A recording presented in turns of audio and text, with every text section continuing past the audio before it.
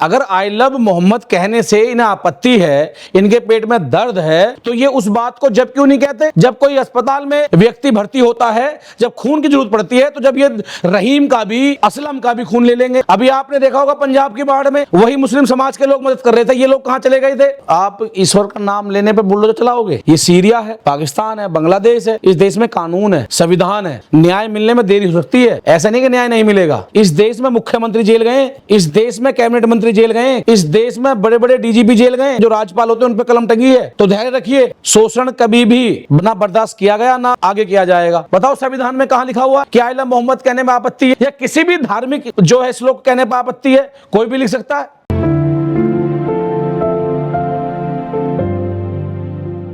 अगर ये मोहम्मद साहब को पढ़ेंगे, जो लोग आज उनका विरोध कर रहे हैं, तो इनको दिखाई देगा कि मोहम्मद साहब की बनी हुई धार्मिक किताब में या कुरान में एक समान अधिकार है।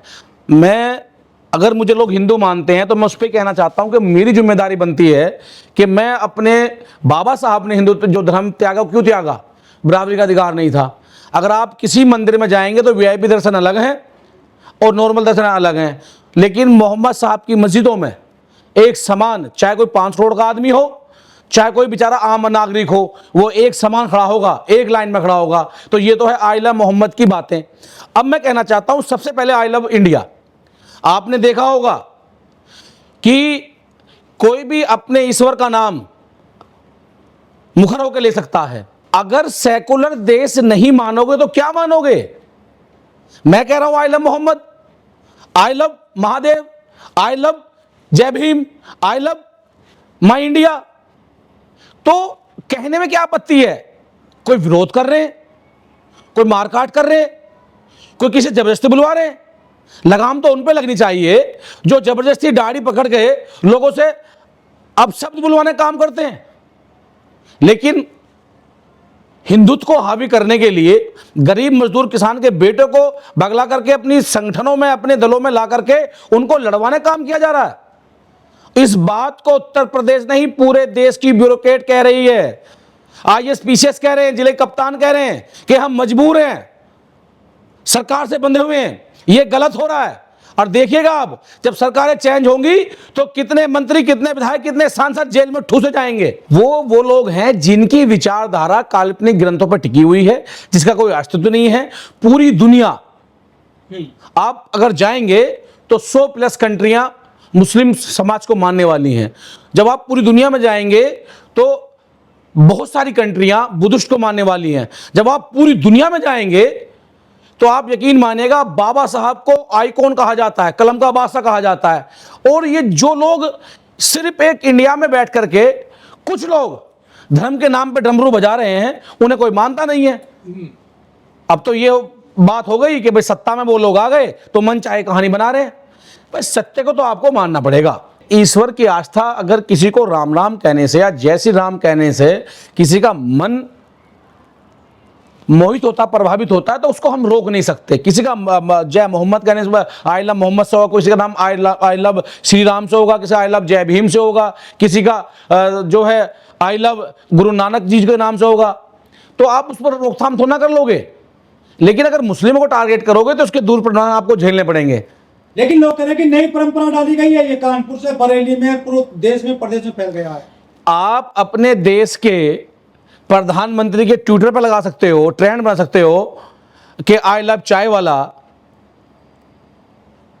और तमाम ऐसे श्लोक लिख सकते हो कि आई लव चौकीदार।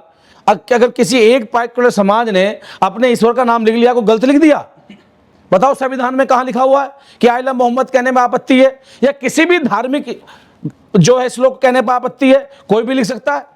मुख्यमंत्री जी कह रहे हैं कि अब जातीय आंदोलन नहीं होंगे, जाति संगठन नहीं होंगे। आगरा की घटना भूल गए? आगरा में समाजवादी के एक सांसद ने अपने राज्यसभा में एक बयान रखा, तो वहां जो फलानी फलानी सेना पहुंची थी, वो एक जाति की नहीं तो किसकी थी? बताओ जरा। इतिहास को आप मिटा नहीं सकते। इतिहास को मिटाने के लिए आप उस चुनौतियों का सामना कर रहे हैं जिसका सामना क्षमता करने की आपकी पिशाच नहीं है, आपकी औकात नहीं है। और मैं फिर कह रहा हूं ये देश सेकुलर है, अगर मैं यहां लिख लूं आई लव अम्बेडकर तो आप मुझे जेल भेजोगे? वो मेरे लिए आइकॉन है, मेरे भगवान है, मेरे जन्मदाता है, उन्होंने मुझे मेरे अधिकार दिए। ऐसे वो अपना आई लव मोहम्मद लिख रहे हैं, कोई मेरे भाई आई लव जय श्री राम लिख रहे हैं, तो आप किस किस को रोक लोगे? लेकिन इससे शांति भंग हो रही है शहरों में, ये गलत एक परंपरा डाली जा रही है, ऐसा आरोप लगा जा रहा है उन पे।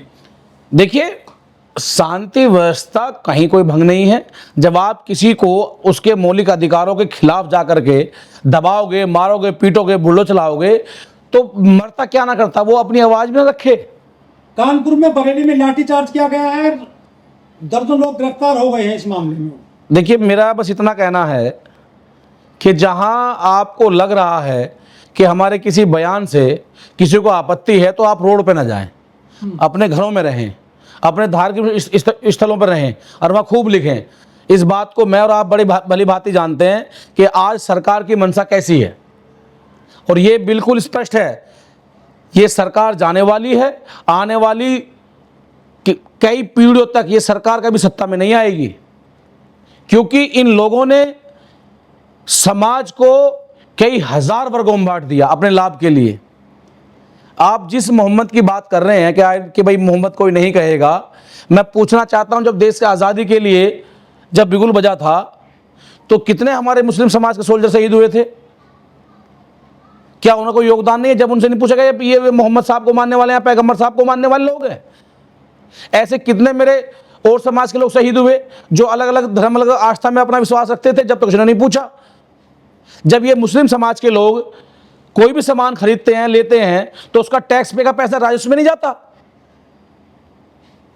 तो सिर्फ जात में और धर्म में बांट करके ये लोग हमें अपने शिक्षित रोजगार के मुद्दों से डिवाइड कर रहे हैं। जब भी अभी कोई बजट आता है या कोई चुनाव आ रहे हैं, बिहार के, उत्तर प्रदेश से लगा हुआ है, तो डिवाइड किया जा रहा है, बांटा जा रहा है। तो हम लोगों को बंटना नहीं है, हम लोगों को अपने धर्म, अपने मजहब, अपनी आस्था का मुद्दा, हर किसी का अपना अलग अलग है, उसमें रहना है, ठीक है, मान सम्मान की बात है, लेकिन कोई किसी पे जुल्म जाति अत्याचार ना करें। ना तो ईश्वर भी जानते हैं और ऊपर वाला भी जानता है कि जिसने जितना शोषण करा है उसको उसे उतना भुगतना पड़ा है। मैं फिर कह रहा हूं, कोई भी आंदोलन करें, संवैधानिक करें, डीएम के कैंपस में करें, डीएम के कैंपस में जाएं आप एलआई को रिपोर्ट करके कि हम ज्ञापन देने आ रहे हैं, कोई मुकदमा नहीं लगेगा, रोड पे खड़े ना हो। सरकार की मंशा झूठे मुकदमे फंसाना, आपको जेल भेजना, आपकी जवानी जेल में सड़ा देनी, आपका भविष्य बेकार करना। समय है, परिवर्तनशील है, बदलेगा, फिर आप लोग सक्षम होंगे, जो लोग आज जुल्म जाति कर रहे हैं वो कमजोर होंगे।